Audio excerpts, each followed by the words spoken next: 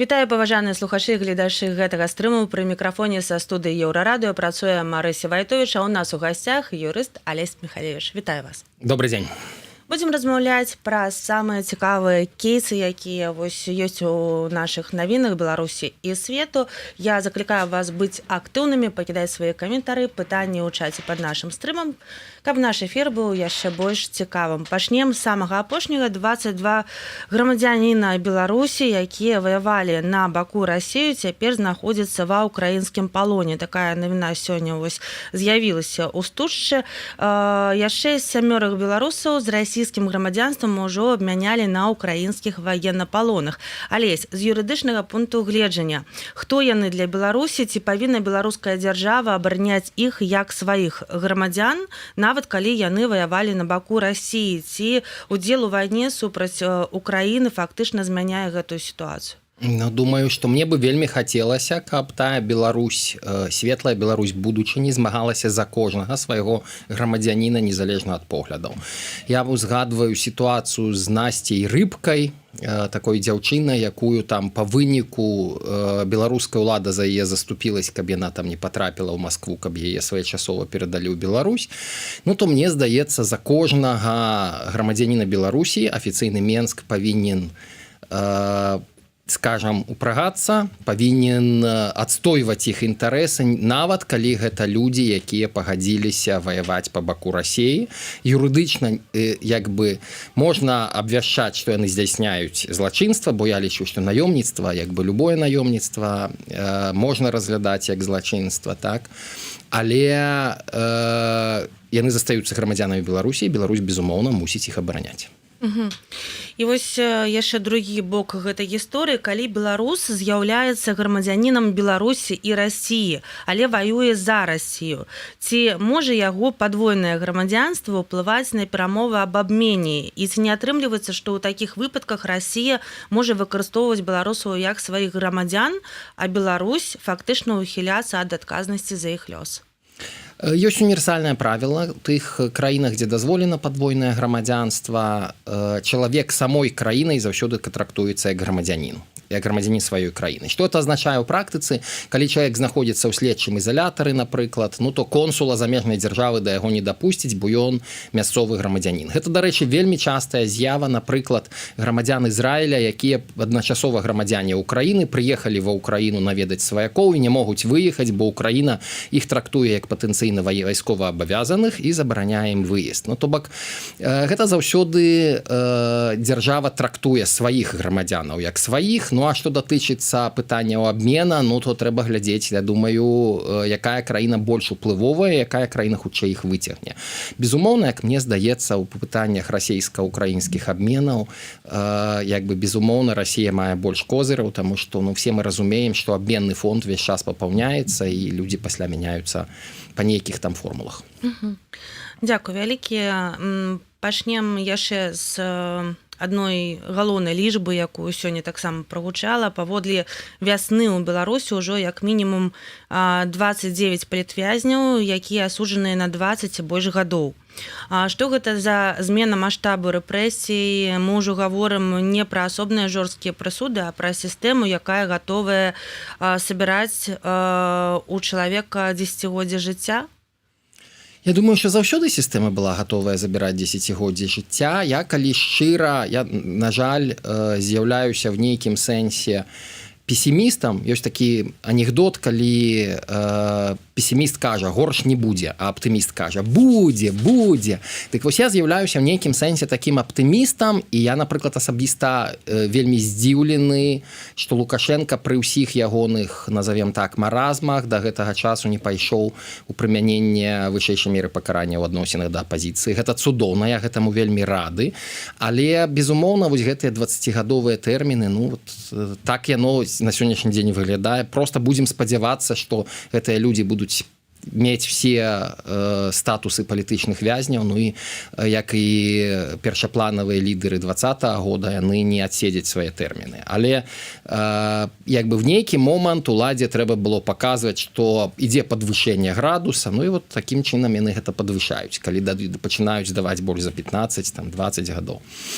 Сярод гэтых людзей не толькі тыя, каго ўлада абвінавачваюць у рэальных нейкіх там гвалтоўных нібыта дзеяннях, так 25 чалавек атрымалі абвінавачванні ў акце тэрарызму, 10 у здрадзе, так званай здрадзе дзяржаве. Вось атрымліваецца, што слова тэрарызм яно становіцца універсальным такім юрыдычным інструментам, які дазваляе даваць фактычна пажыццёвыя тэрміны. Я думаю, што і экстрэмізм і тэрарызм вельмі моцна дэвальвуецца, ужываецца налева і направа і стварае вось такія магчымасці абвінавачваць людзей у чымсьці вельмі страшэнным. Што датычыць здрады дзяржаве, збольшага гэты артыкул выкарыстоўваюцца да тых, каго Лукашенко называе здраднікі, то есть тыя людзі, якія быццам бы працавалі на дзяржаву і в нейкі момант перайшлі, але абсалютна спакойна таксама выкарыстоўваецца і да людзей з апазіцыі. Ёсць яшчэ адна практыка, чалавек ужо атрымаў велізарны тэрмін, але ў калоніі яго могуць зноў судзіць за, напрыклад, непадпарадкаванне там адміністрацыі, так, дадаць яшчэ нейкія годы. Ці можна сказаць, што беларускі пенітэнцыярная сістэма цяпер можа фактычна бясконца працягваць тэрмін зняволення, і ці ёсць, вось я разумею, што мы жывём у такім свеце, але ці ёсць нейкія механізмы сёння гэтаму процівадзейнічаць? Я думаю, што няма ніякіх механізмаў. У сэнсе механізм гэта змена улады ў Беларусі, таму што гэтая магчымасць ламаць людзей у турме, калі табе застаецца быццам бы там паўгады ці 3 месяцы да вызвалення, і аказваецца, што ты злосны парушальнік, і табе ў плечы кідаюць яшчэ год, і так можна рабіць дэ-факта бясконца. Гэта такі метад псіхалагічнага ціску, гэта метад, каб было магчыма людзей ламаць, у тым ліку псіхалагічна, ламаць на прызнанне віны, на падпарадкаванне адміністрацыі, на прашэнне памілавання і так далей. Так? І на вялікі жаль гэта частка вось гэтай жудаснай практыкі катаванняў, і гэту сістэму проста трэба мяняць карэнным чынам. Я не думаю, што ёсць нейкія механізмы падправіць, каб проста такога ў Беларусі не было. Давайте уявім сітуацыю, што вы нікуды не з'ехалі з Беларусі, і вы сёння маеце магчымасць працаваць з людзьмі, якія апынуліся ў той ці іншай сітуацыі, іх там, напрыклад, па такім самым пытанням па палітыцы яны ідуць там за краты, так, ім там прызначаюць велізарныя тэрміны, ўсё. Як бы вы працавалі з такімі людзьмі сёння? Вы спрабавалі уявіць вось такую магчымасць? Што бы вы ім раілі гэтым людзям, разумеючы тое, што, напрыклад, калі чалавек там можа нешта не тое як бы зрабіць у калоніі, то ягоны тэрмін можа быць яшчэ большым? Я заўсёды вельмі асцярожны у тым, калі раю людзям нешта канкрэтнае рабіць, калі раю нейкія паводзіны. Я заўсёды спрабую гэта ўзгадняць з асабістым тыпажом чалавека. Ці гэта чалавек, які гатовы трымаць удар, ці гэта чалавек, які не вытрымае гэтага удару. Ад гэтага проста залежыць заўсёды тая ці іншая парада, і плюс да гэтага я ніколі не раю адзін варыянт. Я заўсёды паказваю некалькі варыянтаў і распавядаю, што ідзе, што называецца ў прыкупе да кожнага з гэтых варыянтаў.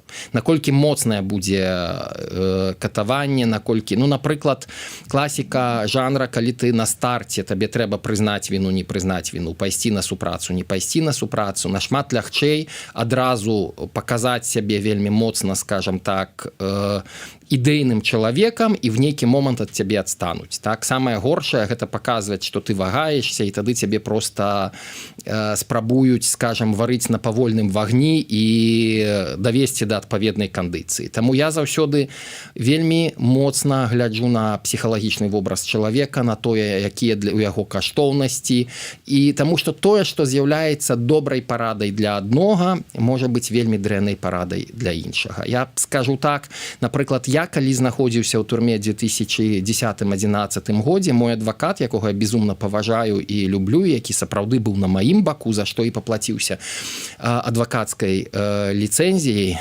Олег Агеев, ён мне параіў, паколькі я не ўдзельнічаў ні ў чым з таго, в чым я абвінавачваўся, параіў мне пачаць даваць паказанні. І з аднаго боку, з фармальна-прававой такой кропкі гледжання, это было вельмі правільная парада.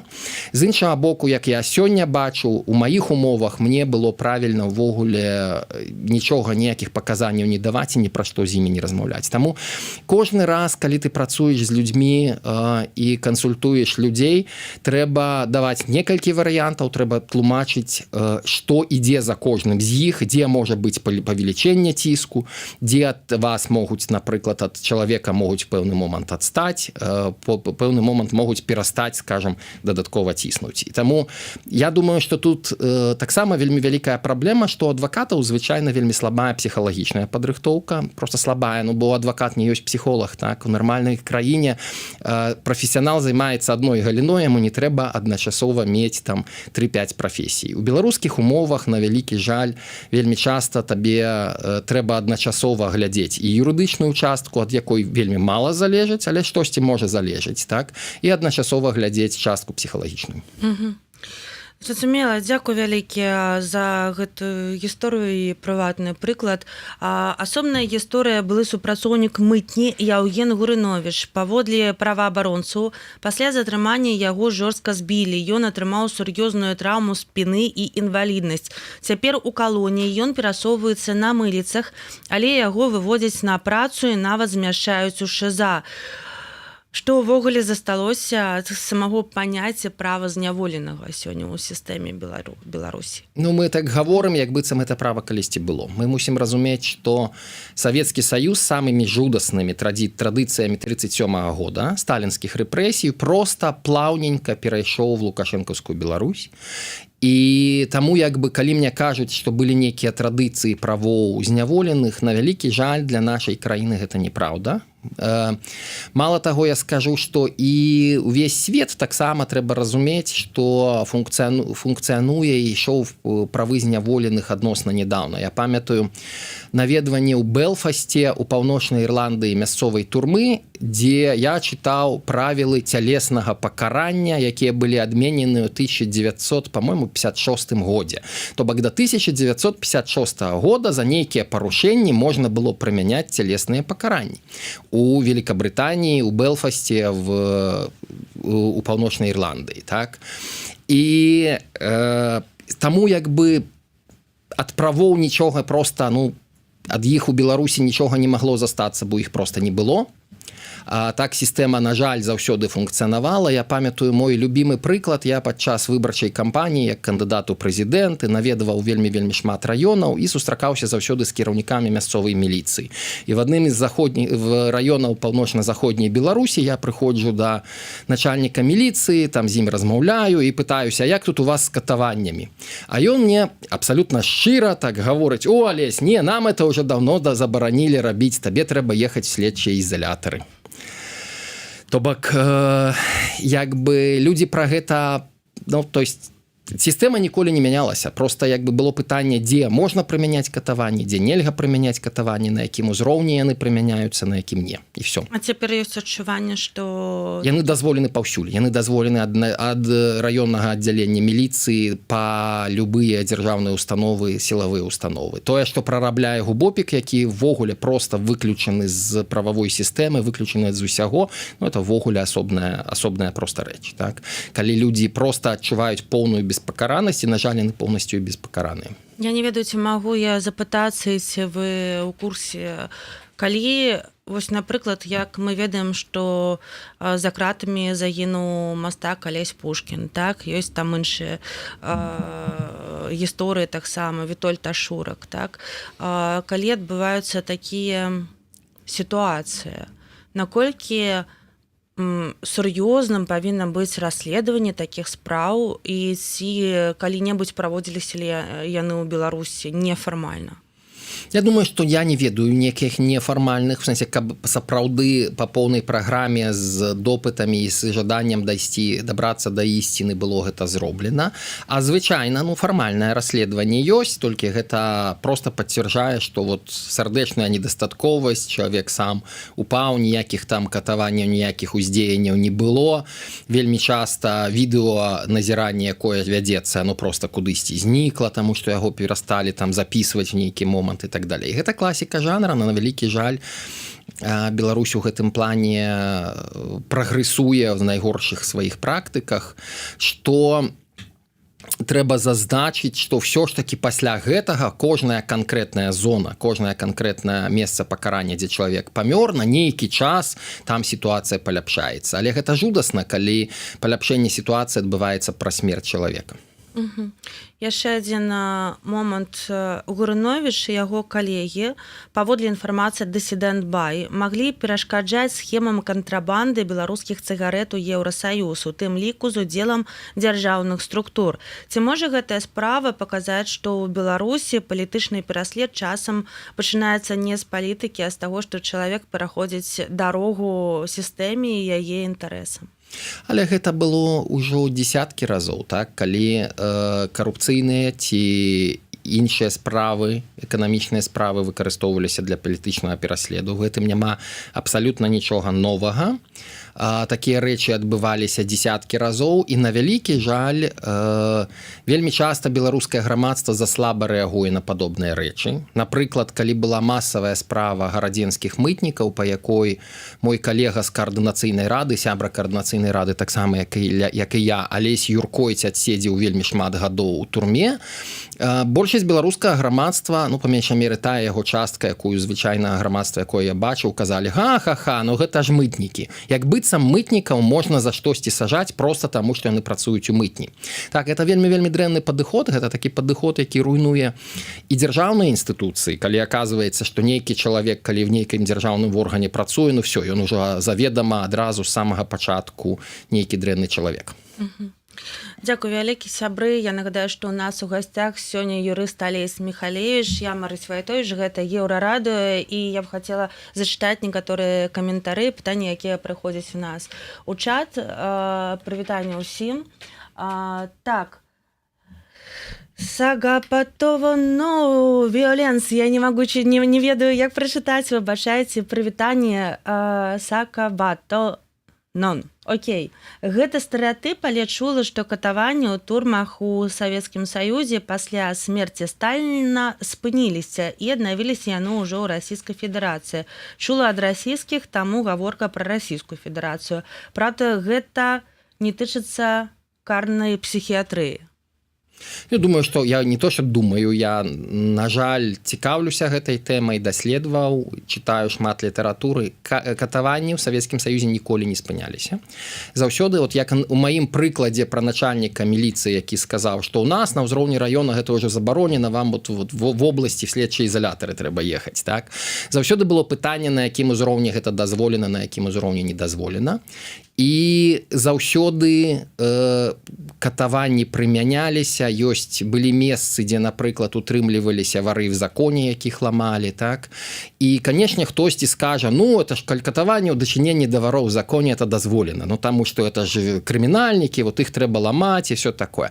На жаль, для мяне, не на жаль, а на шчасце, для мяне, як для адваката, як для чалавека, у якога ёсць свядомасць права, нельга прымяняць катаванне у адносінах ні да кога, ні пры якіх абставінах, нават калі чалавека злавілі і ён ведае, дзе зараз адбудзецца тэрарыстычны акт і так далей, і все скажуць: конечно ж, трэба ў яго там пабіць, там рукі выламаць і так далей, каб ён хуценька сказаў, каб перадухіліць тэрарыстычны акт. Не пры якіх абставінах нельга прымяняць катаванні, ні ў адносінах ні да каго. Мы павінны ўзгадаць, што лукашэнкаўская сістэма сваё умацаванне пачынала ў тым ліку з расстрэлаў крыміналітэта. Калі мой сусед, я вырас на Камароўскім рынку ў Менску, калі мой сусед боцман, які лічыўся трымальнікам крымінальнага абшчаку, быў проста расстраляны в дзённы час з аўтаматаў Калашнікава там дзесяткамі куль, так? І такія рэчы ў Менску адбываліся масава, і народ тады Ну, я думаю, што ва масе сваёй падтрымліваў, як это, ну, трэба з крыміналітэтам навесці парадак і так далей. Дык вось, з майго пункту гледжання катаванне нельга прымяняць ніколі і нідзе. А ў Савецкім Саюзе, вяртаюся, яны заўсёды былі дазволены, просто было пытанне, на якім узроўні яны дазволены. Ну вось тут прыводзяць у прыклад хрушчоўскую адлігу. Нібыта тады іх не было?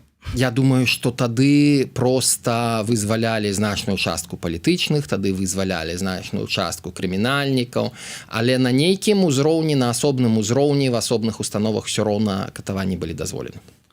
Так, угу. А можна папярэдняе пытанне? Зараз я пагляджу, дзякуй вам. Михалевич, норм спікер, запрашайце часцей. Часцей будзем запрашаць. Дзякуй вялікі. Спадзяюся, Еўрарадыё будзе запрашаць часцей. Так, зараз я знайду ваше пытанне, паспрабую. Дзякуй вам, што пішаце. Так.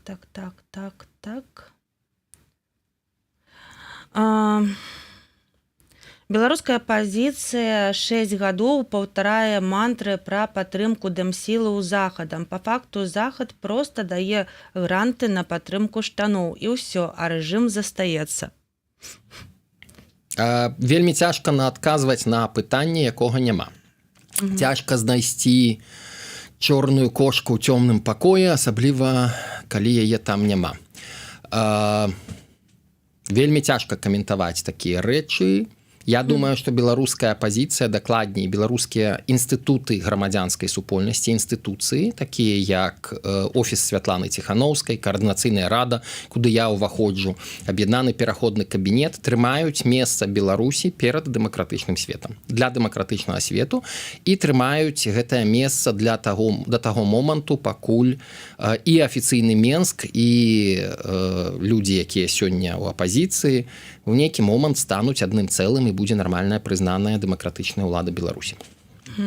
Дзякую. Яшчэ одно пытанне з чату. Я знайшла Сакабатанон Віоленс. Наколькі можна пашкодзіць паведамленням праваабаронцам і нават лістамі? Я думала, што цішыня не дапамагае, але ўжо ведаю кейс, калі чалавек просіць яму не пісаць нават блізкім. Ён палі зняволеным. Думаю, што я заўсёды, як чалавек з крытычным мысленнем, я заўсёды сумняюся і лічу, што ёсць моманты, калі зашкодзіць можна. Але недавно у мяне быў канфлікт з адным з маіх бліжэйшых сяброў-паплечнікаў студэнцкіх часоў адносна неабходнасці прызнання ці непрызнання блізкага яму чалавека палітвязня. І як бы я лічу, што ва ўсіх выпадках без выключэння трэба прызнаваць чалавека палітвязням, калі для гэтага ёсць адпаведныя падставы.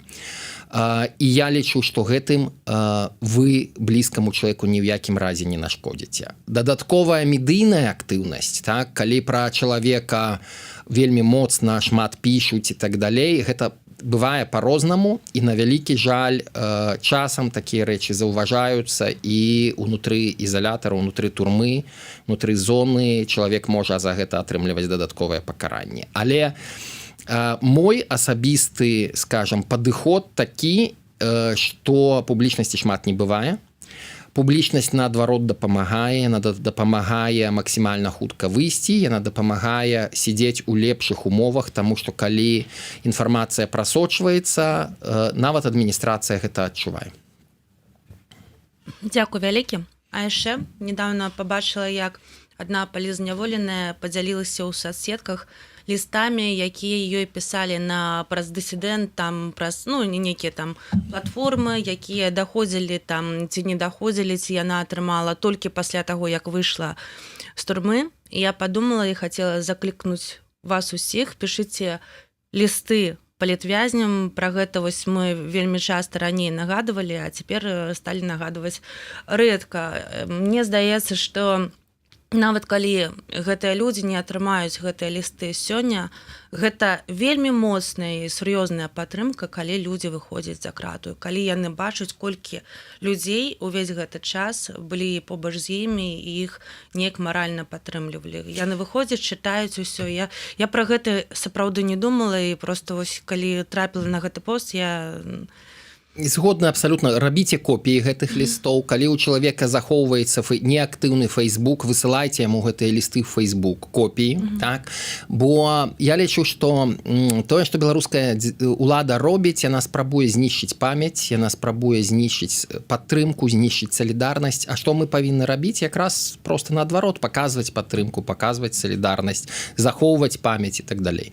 Так? І таму як бы рабіце копіі гэтых лістоў, высылайце, захоўвайце, капіюйце і проста пасля паказвайце, задасылайце на нейкі іншы адрас, дзе гэтыя лісты будуць захоўвацца. Пішыце новыя лісты таксама і падтрымлівайце ўсіх, хто выходзіць за крат. Сачыце, можна сачыць на розных нашых сайтах, і на дысідэнтах, і на сайце вясны, так, за тэрмінамі людзей, таму што людзі выходзяць ужо праз тое, што яны проста адсядзелі свае тэрміны, і, магчыма, вось ужо сёння камусьці патрэбна вашая падтрымка. Яшчэ адно пытанне з чата. Зноў беларусы спрачаюцца пра тое, ці трэба весці перагаворы з Лукой, каб вызваляць людзей і схіляць да гэтага захад. Як вы ставіцеся да такіх заклікаў, гаспадар Алесь? Мне, на жаль, таксама не вельмі магу зразумець сэнс пытання, ці патрэбны дыялог і патрэбныя перамовы з Лукой. Нейкія перамовы, нейкая камунікацыя, безумоўна, патрэбна. Гэта як, калі ўявіць, ці там патрэбная сённяшняй Украіне камунікацыя з Беларусю, калі для Украіны Беларусь з'яўляецца дзяржавай-суагрэсарам. Камунікацыя патрэбная заўсёды, каналы камунікацыі павінны быць. А ўжо пытанне, што мы прапануем, замен на што, якім чынам, ну, гэта ўжо не другаснае, это першаснае пытанне, але это ўжо другое пытанне, і ну і гэтым павінны проста займацца прафесіяналы. Я лічу, што можна рабіць у плане вызвалення палітвязняў больш. Пры гэтым я, як прадстаўнік каардынацыйнай рады, як дэлегат каардынацыйнай рады, я з'яўляюся прадстаўніком фракцыі «Латушка. Рух за свабоду», якая з'яўляецца фракцыяй, якая падтрымлівае ввядзенне санкцый, падтрымлівае умацаванне, павелічэнне санкцый, бо я лічу, што санкцыі доўгатэрмінова прыводзяць да вызвалення палітвязняў. Ёсць такая фраза, што санкцыі не дзейнічаюць, дзейнічае або магчымасць іх увядзення, або магчымасць іх адмены. Дык вот для таго, каб была магчымасць іх адмены, каб гэтыя санкцыі былі дадатковыя санкцыі. І толькі санкцыйны ціск, як бы не толькі, але гэта адзін з элементаў. Ён можа дазволіць вызваліць палітвязняў. А у чыстым выглядзе здаць усе пазіцыі і пагадзіцца там і як бы, ну гэта не выхад, таму што мы разумеем, што Лукашенко сажае новых людзей з адной вельмі простай мэтай. Ён хоча трымаць далей уладу, і яму гэтыя пасадкі патрэбныя для таго, каб застрашаць, каб пужаць грамадства, каб грамадства было пад кантролем.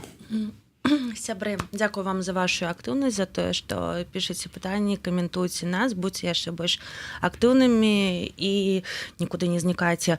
Пераходзім да значна больш маладых яшчэ людзей. Такая ёсць тэма. Вясна паведамляе, што ў Беларусі на размовы ў КДБ пачалі выклікаць студэнтаў, якія вучацца ў Польшчы або толькі афармляюць дакументы на выезд.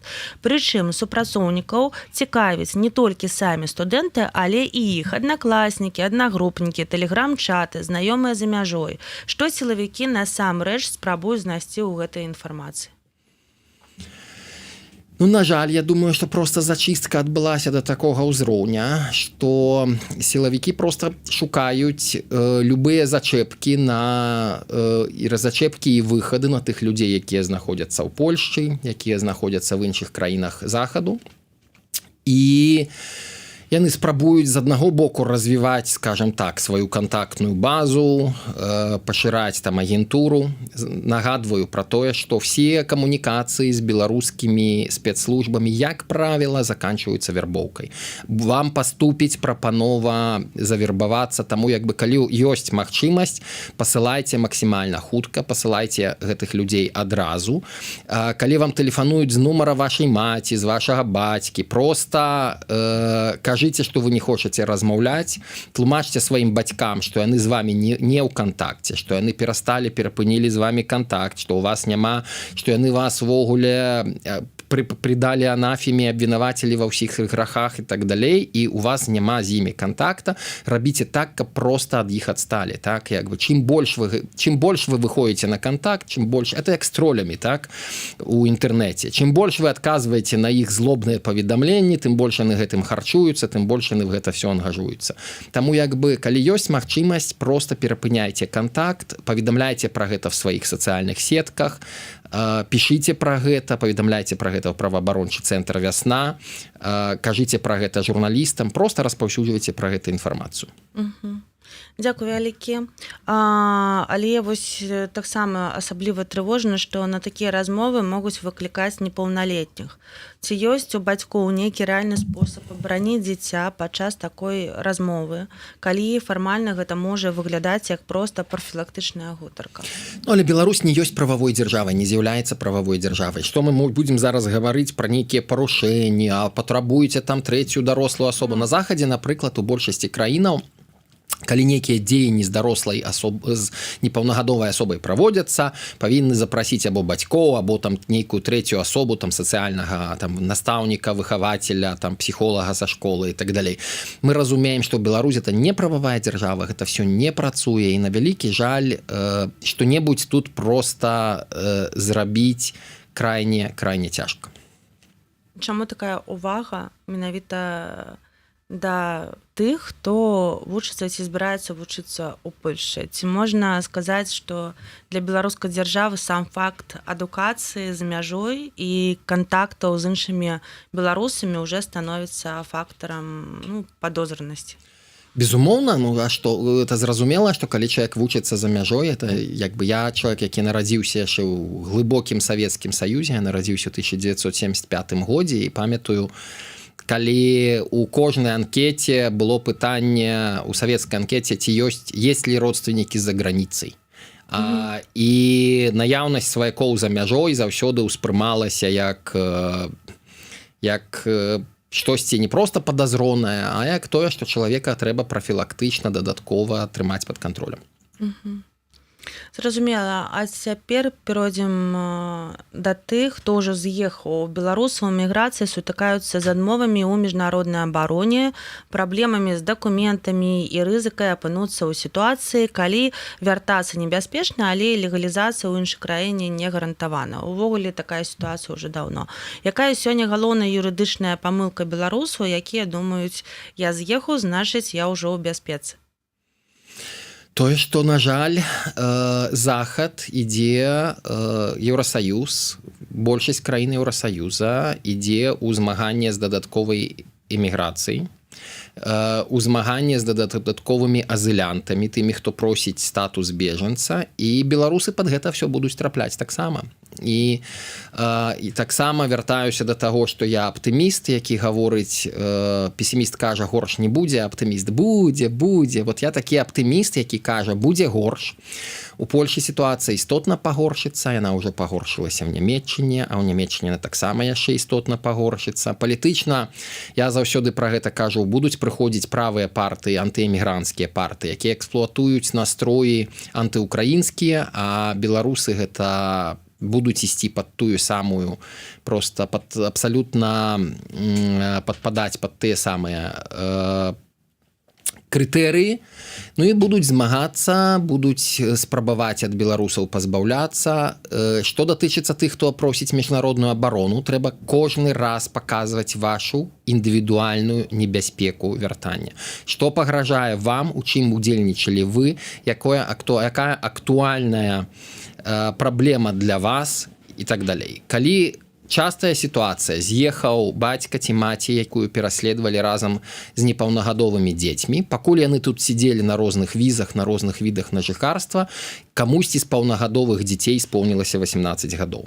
Ён падаецца асобна на міжнародную абарону, ён уже не можа быць фактычна вагончыкам за паравозікам за сваімі бацькамі, так? Ён падаецца асобна, і што ён піша? Што маю маці пераследуюць, майго бацьку пераследуюць. Что это означает в практике? Адмова, тому что переследуют не тебе, переследуют твою маці ці твоего бацьку. Тому як бы кожны раз свой асабісты кейс, свае асабістыя праблемы, чаму пераследуюць менавіта вас і якім чынам вас пераследуюць, чаму прадстаўніком якой групы вы з'яўляецеся і чаму вы лічыце, што менавіта вам пагражае небяспека. Можа, калісьці пра гэта трошкі размаўлялі, але хацела бы нагадаць, бо зараз такія сітуацыі не адзінкавыя, скажем так, калі, напрыклад, чалавека у Беларусі абвясцілі ў міжнародны вышук. Чалавек знаходзіцца тут, магчыма, у яго яшчэ ёсць нейкія там артыкулы, там, да, ну, немагчыма, а дакладна, калі абвясцілі, так. Ці дапаможа, ці можна дапамагчы сабе самастойна, умоўна кажучы, ну, напрыклад, пачаць пісаць у Інтэрпол лісты, пісаць, падкрэпляць, ну, нейкімі, вось я хадзіла на эфіры на Еўрарадыё, напрыклад, так, ці я хадзіла там на Белсат, ці нешта яшчэ, лісты з Белсату, з Еўрарадыё, што так у нас гэты чалавек сапраўды быў. Вось мы можам сказаць, што гэта чалавек, які мае праблему з уладамі дзеючымі ў Беларусі, і вось гэты ўвесь вышук, гэта вось проста такая палітыка, на жаль, нашай дзяржавы. Ці ёсць сэнс у гэтым? Ёсць. Безумоўна, ёсць, але таксама трэба пісаць праваабарончыя арганізацыі, трэба паведамляць пра свой кейс, і праваабарончыя арганізацыі пасля што могуць зрабіць? Яны могуць пацвердзіць, што вы звяртались да іх і паведамлялі пра свае праблемы, так? Таксама медыйна і публічныя фігуры заўсёды лепш трактуюцца, таму што ты можаш паказаць, што ты частка, скажем так, публічнай прасторы, ты увесь час каментуеш, там не увесь час, ты выступаеш казаў пра сваю праблему, таму як бы для мяне, я лічу, напрыклад, што публічнасць, яна безумоўна вельмі моцна дапамагае, і калі у вас ёсць пераслед у Беларусі, гэта таксама вельмі частка вельмі стандартнай схемы камітэта дзяржаўнай бяспекі і беларускіх уладаў. Не паведамляйце пра свае праблемы, таму што у вас застаюцца бацькі, у вас застаюцца там сваякі, дзеці і так далей. Як бы на шчасце, пакуль што ад бацькоў і ад сваякоў вельмі хутка адчапляюцца, калі вы паводзіце сябе упэўнена і калі вы іх пасылаеце. Я вяртаюся до таго, што калі вас вярбуюць, самае страшнае, што можна зрабіць, это паказваць нерашучасць, што вы дзесьці ўжо, а вы гатовы выходзіць на камунікацыю, а вы там як бы ой-ой-ой, я баюся, але ўсё ж такі і так далей. Бо тады як бы вы патрапляеце да гэтых людзей у ранг перспектыўных, і з вамі проста пачынаюць весці нейкія перамовы. Калі вяртацца да пытання пра атрыманне статуса, любая публічнасць, любыя ўзгадкі пра вас в сродках масавай інфармацыі, нават у Фейсбуку, у сацыяльных сетках, перапосты, лайкі і так далей, гэта ўсё для вас вельмі важныя дадатковыя рэчы. Вось яшчэ у нас не так шмат часу, але хочацца гэтае пытанне важнае. Калі чалавек за мяжой атрымлівае адмову ў абароне або дакументах, ён часта не разумее, што рабіць далей, так, адмовілі, так? Які павінен быць першы крок? Шукаць адваката, абскарджваць рашэнне, звяртацца ў праваабарончыя арганізацыі, чаго дакладна не варта рабіць самастойна? Я думаю, што кожная краіна Еўразвяза, Еўрапейскага Саюза мае звычайна две інстанцыі, мінімум две інстанцыі, куды можна далей ісці з абскарджаннем.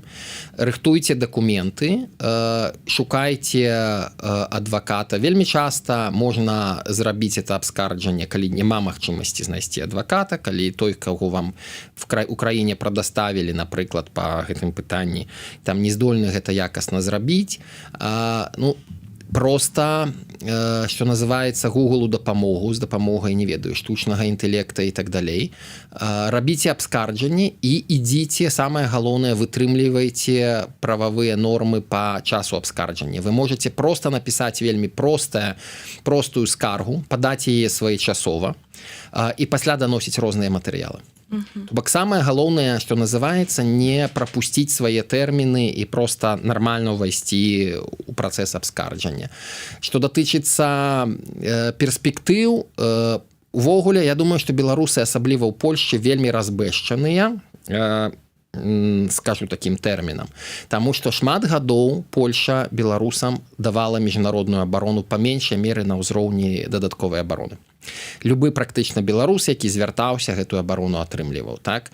І гэта в нейкім сэнсе беларусаў разбэсціла, бо ёсць краіны, такія як, напрыклад, Злучаныя Штаты, дзе на ўзроўні адміністрацыйнага органа, які разглядае заяўкі, працэнт гэтых пазітыўных вынікаў крайне малы. І заўсёды проста пра все практычна кейсы адміністрацыйны орган кажа: ідзіце в суд, даказвайце в суде. Так? І таму трэба рыхтавацца да таго, што будуць судовыя паседжанні, трэба рыхтавацца да таго, што без судовых інстанцый будзе атрымаць статус все цяжэй і цяжэй. І, на жаль, такая сітуацыя будзе не толькі ў Польшы, перш за ўсё не ў Польшы, а перш за ўсё ў іншых краінах, але таксама і ў Польшы. Ну, апошняе самае пытанне. Прапаганда рэгулярна выкарыстоўвае гісторыі беларусаў, якія пасля эміграцыі страцілі працу, статус або ўзровень жыцця. Напрыклад, пасля вашага душэўнага інтэрв'ю для Deutsche Welle, дзе вы, Кацярына Ваданосава і таксама спевак Абсент, шчыра расказвалі пра складаныя перыяды ў эміграцыі, а таксама наадварот, што змянілася ў лепшы бок. Тэлеграм-канал «Жоўтыя слівы» ёсць такі, да, ёсць.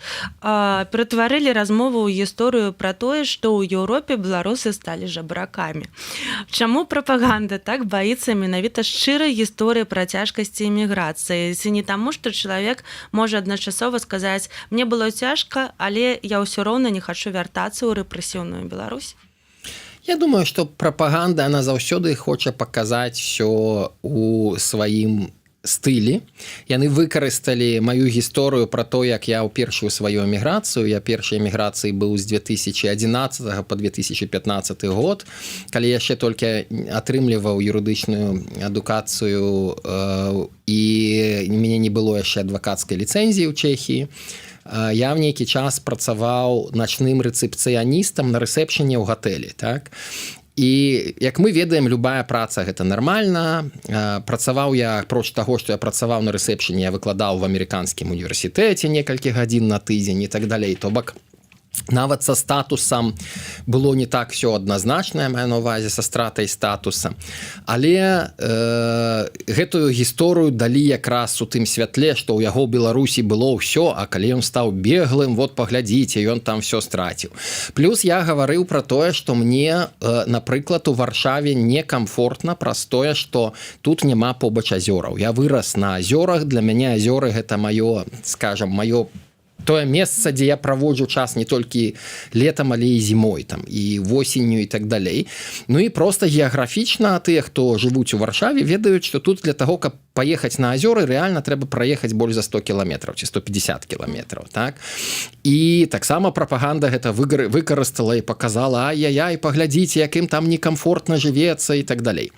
А вось калі б яны не спрабавалі там змагацца там, ну, я не ведаю, як яны напісалі, там за свае правы, ці там за вот калі б ім і вот штосьці не спадабалася, таму яны гэта все страцілі. Ну, але прапаганда на то і прапаганда, каб вырываць з кантэкста некаторыя фразы і паказваць, што паказваць і спрабаваць прапагандаваць, што вось трэба пагаджацца з усім, што ёсць у Беларусі, і як бы і будзе вам шчасце, так?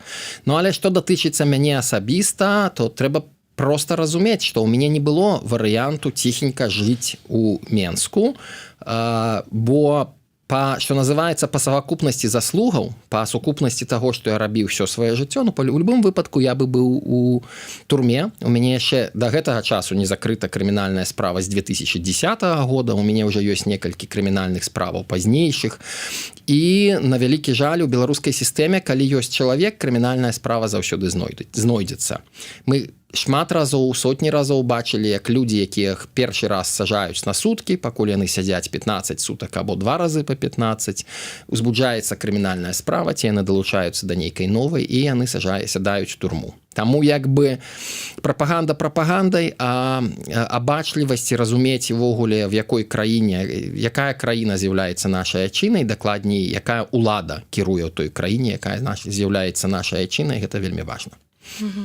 Дзякую вам вялікі, сябры. Я, дарэчы, дазволю сабе прарэкламаваць гэты выпуск, гэта інтэрв'ю на Deutsche Welle, как живется беларусам в изгнании, Водоносцева, Абсент Михалевич, можна забіць у пошук Ютуба, і я думаю, што вам адразу гэта выпадзе, і раю паглядзець, бо цікава, вельмі даўно вось не глядзела размову ад пачатку да канца, а тут нешта вось проста на адным подыхе гэта было, і вельмі цікава, калі некія думкі сугучны тваім, некія адчуванні, ты разумееш, што мы ўсе перажываем, і нават у гэтым мы адчуваем нейкую кансалідацыю. Дзякую вам вялікі. Я нагадаю, што сёння ў гасцях быў юрыст Алесь Михалевич. Дзякую, што знайшлі час. Дзякую вялікі, заўсёды рады, запрашайце.